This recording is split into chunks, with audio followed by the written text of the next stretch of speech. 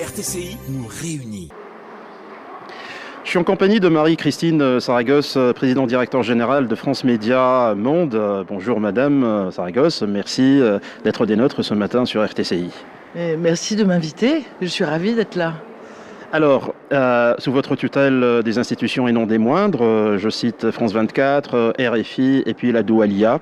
Et aujourd'hui, vous participez à ce forum de la francophonie qui sera la première étape dans la feuille de route qui mènera la Tunisie à organiser le sommet de la francophonie en 2020, comme vous le savez.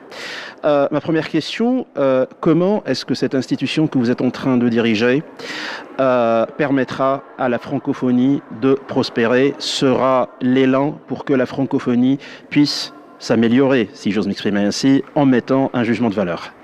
Alors, déjà, quand on parle de francophonie, c'est pas simple de savoir de quoi on parle, puisque c'est à la fois le partage d'une langue, la langue française, mais aussi une organisation, l'Organisation internationale de la francophonie, donc des États et des populations qui sont parfois dans des pays qui sont membres de la francophonie ou pas, et qui apprennent le français aussi et qui se disent francophones. Donc c'est plusieurs réalités à la fois. Nous, à France Média Monde, on a, par rapport à ces différentes réalités, le fait que le français est notre langue, notre cordon ombilical les uns avec les autres. Parce qu'il y a 66 nationalités dans le groupe que je dirige, entre la radio, la télé, le numérique, tout ça. Enfin, on a 66 nationalités, 15 langues. Et je dirais que le français ne se porte jamais aussi bien que quand il est justement en lien, tout contre d'autres langues. Et ça donne d'ailleurs une sorte de... Physiquement, l'endroit où on est en région parisienne, c'est la tour de Babel, je dis, parce que on voit toutes les couleurs de la peau comme un échantillon représentatif de la population mondiale, tous les accents en français, toutes les langues dans les couloirs, et beaucoup de jeunesse, beaucoup d'énergie et beaucoup de valeurs communes. Par exemple, les filles, les femmes à France Média Monde sont vraiment les égales en termes de salaire, en termes de responsabilité, en termes de temps de parole sur les antennes. Donc c'est une des thématiques de la francophonie. La tolérance pour la différence, le respect de l'autre, tout ça c'est des choses. Et puis bien sûr, il y a l'information. On est présent dans tous les pays de la francophonie et bien au-delà puisqu'on est présent dans plus de 180 pays. On totalise chaque semaine, si je compte toutes les langues, la radio, la télé, le numérique, 160 millions de contacts hebdomadaires. Presque autant que de francophones dans le monde, mais il n'y a pas que des francophones puisque les langues étrangères représentent plus de 50% de nos audiences. Et même en langue étrangère, j'ai envie de dire qu'on parle le français, puisqu'on parle des pays francophones, on parle de valeurs francophones. Voilà, donc dans ce sens, on contribue au bain linguistique francophone, à l'apprentissage du français grâce à ces rédactions de langue étrangère, parce qu'on fait des méthodes. Notamment, on a une méthode pour apprendre le français à partir de l'arabe, par exemple, sur RFI Savoir. Et on est une caisse de résonance de tout ce qui se passe en francophonie, et les enjeux économiques, politiques, culturels, sociétaux. Tout ceci se retrouve sur nos antennes. Voilà comment on apporte notre pierre à l'édifice qui, j'espère, sera un grand succès en 2020 avec ce sommet ici en Tunisie. Alors beaucoup savent que vous êtes président directeur général de France Média Monde, mais peu de gens, du moins en Tunisie, savent que vous avez été donc directrice de cabinet de ministre de la francophonie également, puisqu'à la base vous êtes énarque aussi et vous avez fait l'institutionnel au niveau ministériel. Donc autant dire que c'est une problématique qui vous touche profondément. Alors, je n'étais pas directrice de cabinet, je dois dire que j'étais la conseillère culture de la ministre de la francophonie, puisque j'ai des idées fixes, la culture, l'audiovisuel. Mais je suis tombée en francophonie, si je puis dire, encore avant. Lorsque j'étais à l'ENA, je me suis inscrite au séminaire « Quel avenir pour la francophonie ?» Et j'ai rédigé, dans ce rapport que les élèves faisaient, la partie « Pourquoi est-il fondamental d'avoir des médias francophones internationaux ?» Donc vous voyez que j'ai de la suite dans les idées et je m'étais rendu compte que ça va être le même enjeu, on va le retrouver sur le numérique aujourd'hui. Si on n'est pas dans les outils de masse qui permettent de laisser la langue dans sa modernité, de nommer la réalité du monde contemporain, etc. Et si par exemple on ne s'empare pas du numérique, tôt ou tard, notre langue sera une langue morte. Donc il faut la nourrir en permanence et être présent sur tous les nouveaux supports. Donc oui, la francophonie m'a toujours intéressée parce que, au fond, c'est une face... L'altérité, l'autre m'a toujours intéressée, l'autre avec un grand A. les autres langues, les autres pays, les autres civilisations. Je trouve que c'est fascinant ce que l'humanité est capable de produire de richesses, de catastrophes parfois, mais de richesses aussi.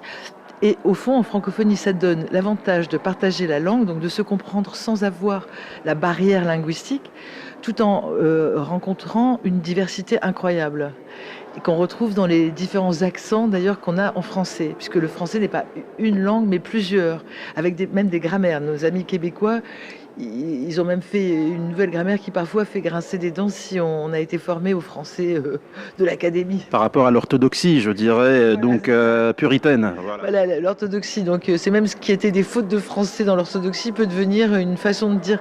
Et puis ils sont très imaginatifs, comme nos amis africains, qui ont une capacité à inventer des expressions.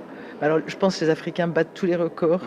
Ils ont des expressions géniales, ils nous font redécouvrir des mots en français parce qu'ils les mettent dans un autre contexte. Et moi, c'est ça que j'aime. Ça oblige à se décentrer, à ne pas se contenter d'une identité un peu restreinte, qui serait une sorte de patriotisme étriqué. Pour moi, si on aime son pays, et j'aime mon pays, j'aime la France, on est obligé d'aimer tous les autres. C'est un peu comme quand on est parent. On vous dit, il y a un proverbe africain qui dit que quand on devient père ou mère, on est père et mère de tous les enfants du monde. C'est un très joli proverbe malien. Et moi, c'est comme ça. Plus j'aime mon pays, plus j'aime tous les autres pays, et plus je suis curieuse. Et c'est un peu ça ce que je ressens dans le groupe. Il y a une telle curiosité et une telle envie de faire entrer en contact des cultures différentes. C'est une signature, la culture, sur nos médias. C'est vraiment une grande signature. Mais c'est jamais une culture où on va vous expliquer, voilà, c'est unilatéral. Non, c'est pas comme ça. C'est se frotter à la différence. Et ça, ça donne du sens à la vie pour moi. On est de passage sur Terre rapidement. On peut bien sûr croire à l'au-delà. Mais bon, c'est pas totalement sûr, on croit. Et donc, c'est pas mal d'avoir du sens à la vie. Et moi, ça donne du sens à ma vie, ça.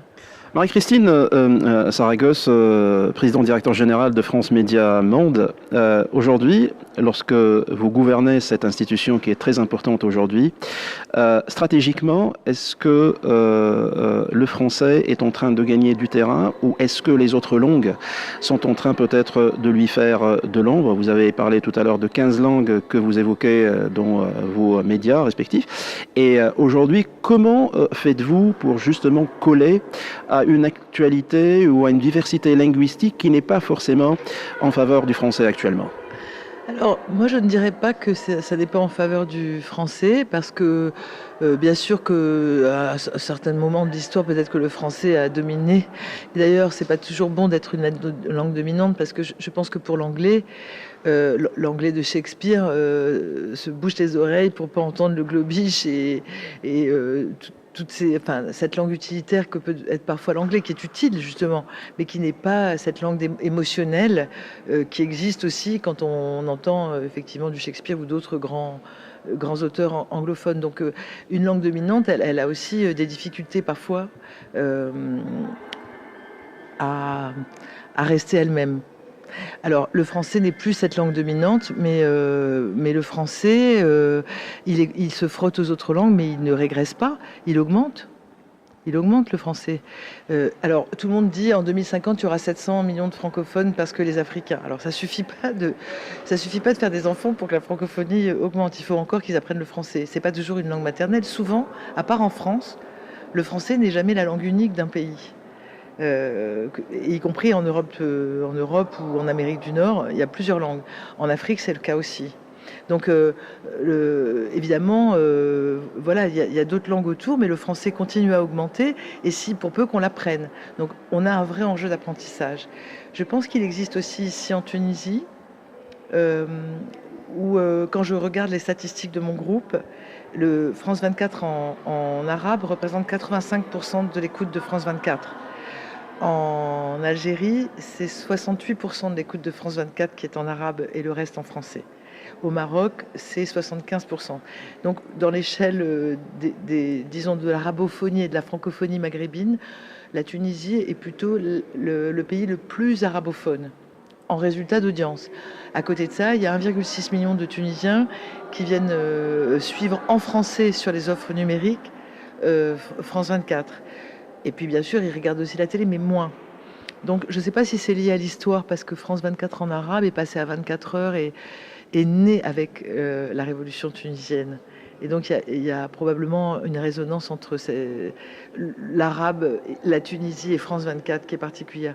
Mais je pense qu'on doit pouvoir faire mieux en renforçant le bain linguistique. Et vous, votre radio, typiquement, est un outil majeur, me semble-t-il, pour la francophonie en Tunisie. Et je rêverais qu'on puisse mettre ensemble nos forces pour préparer ce prochain sommet, échanger des programmes, monter des opérations ensemble, pour que pour les jeunes Tunisiens, la francophonie soit une relation intime. C'est à eux, la francophonie, c'est pas à la France, hein. D'ailleurs, elle n'a pas été inventée par la France. Le père fondateur, c'était Bourguiba, c'était pas, c'était aucun des présidents français, hein. Paul Sédar Senghor. Et c'est Senghor, Norodom Sihanouk, le Nigérien. Donc, clairement, la francophonie. Je ne sais plus quel poète, ça m'ennuie depuis m'en souvenir, mais a dit je me suis penché dans les décombres de la décolonisation, j'ai trouvé le français et je m'en suis emparé. Le français, il appartient à ceux qui le parlent et il me semble être plutôt un atout pour la jeunesse tunisienne. Il faut peut-être parler anglais. Moi, c'est pas qu'il faut parler anglais. Il faut parler arabe, évidemment. Ça, c'est la condition de base. Mais le français, c'est un plus. C'est un plus, et notamment si on veut des échanges plus forts sur le continent en panafricain. C'est quand même... les anglophones apprennent le français. Moi, je suis... France 24 est mise partout en Afrique anglophone, en français. Les Chinois se mettent au français pour conquérir les marchés en Afrique francophone, voire en Algérie. Hein. Donc les Chinois apprennent le français. Oui, donc je trouverais quand même incroyable que le pays du père fondateur de la francophonie, lui, ne soit pas au top de la maîtrise de cette langue, qui est la sienne. Au moins comparé aux autres pays du Maghreb. Oui, mais même, enfin, au-delà, je pense que les Tunisiens, évidemment, il y a tout. Il y a les Tunisiens qui parlent le français comme seconde langue maternelle. Mais c'est pour le grand nombre et pour les jeunes. Je pense qu'ils doivent s'en emparer. C'est un outil à leur service pour inventer, créer, conquérir de nouveaux marchés, voyager, passer des diplômes, tout ça. Enfin, donc c'est à eux. En fait, c'est à eux. C'est pas à personne d'autre qu'à eux. Donc ils doivent s'en emparer. Et pour ça, on peut les aider avec des offres qui sont gratuites, parce que écouter une radio en français, c'est gratuit et c'est la meilleure façon d'apprendre une langue.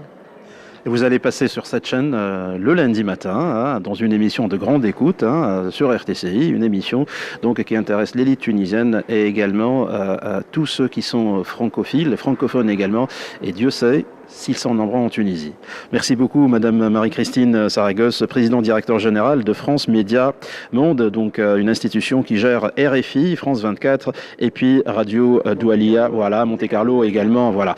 Merci beaucoup de votre passage. Nous avons été ravis de vous avoir sur RTCI ce matin. Mais c'est moi qui vous remercie. Je salue tous les auditeurs francophones et je leur dis bravo et j'espère que vous serez toujours plus nombreux. Merci. RTCI nous réunit.